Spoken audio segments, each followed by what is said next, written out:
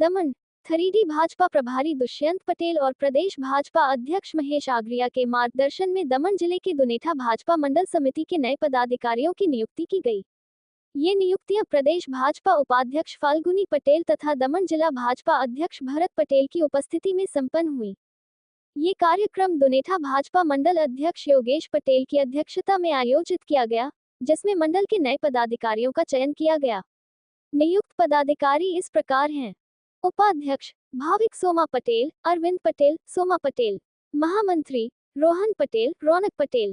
सचिव Ketan Patel, Yogesh Patel, Ashok Bika Patel.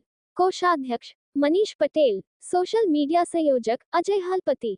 IT cell प्रभारी सागर हलपति। इस अवसर पर बड़ी संख्या में कार्यकर्ताओं ने उपस्थित रहकर नव नियुक्त मंडल समिति के सदस्यों का फूलगुच्छ भेंट कर स्वागत किया और उन्हें शुभकामनाएं दी।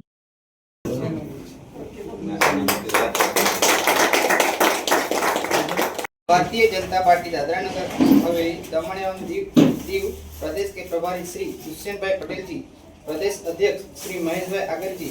तो आ मंडल की टीम जो नियुक्त थई छे, આપણે સૌ જાણીએ છીએ અત્યારે 1.5 થી 2 મહિનાની અંદર ચુનાવ પણ આવી રહ્યો છે।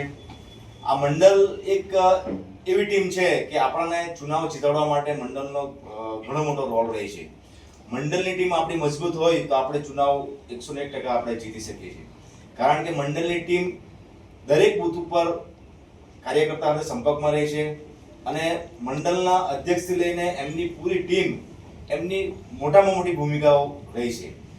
એટલા માટે આજે જે તમારી આ નવયુક્ત ટીમને નિયુક્ત કરવામાં આવી, હું આશા રાખું છું જિલ્લા અધ્યક્ષ તરીકે કે આપણી દુનેઠા મંડળની ટીમ આવનારા ચુનાવમાં દુનેઠા મંડળમાં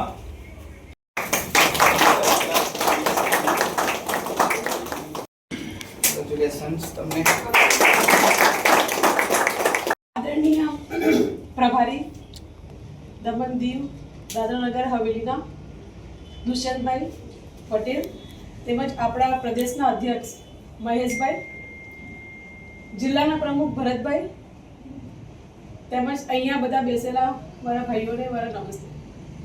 તમે સૌ જાણો છો કે અત્યારે ટૂંક સમયમાં ઇલેક્શન આવવાનું છે, તો ઇલેક્શનના નિમિત્તે આપણા પ્રદેશની અંદર મંડળ બૂથથી લઈને સ્ટેટ સુધીની ટીમ બનાવવામાં આવે। તો પહેલાં તો આપણા અહીંયા નીચે બૂથની ટીમ બનાવવાની હોય, એના અધ્યક્ષ બને અને એની કમિટી બને, એના પછી મંડળના અધ્યક્ષ બને, મંડળની કમિટી બને, જિલ્લાની ટીમ બને, એમાં અધ્યક્ષ બને, એની કમિટી બને, પછી સ્ટેટની। તો આ છે એક સંગઠનનું એક માળખું છે।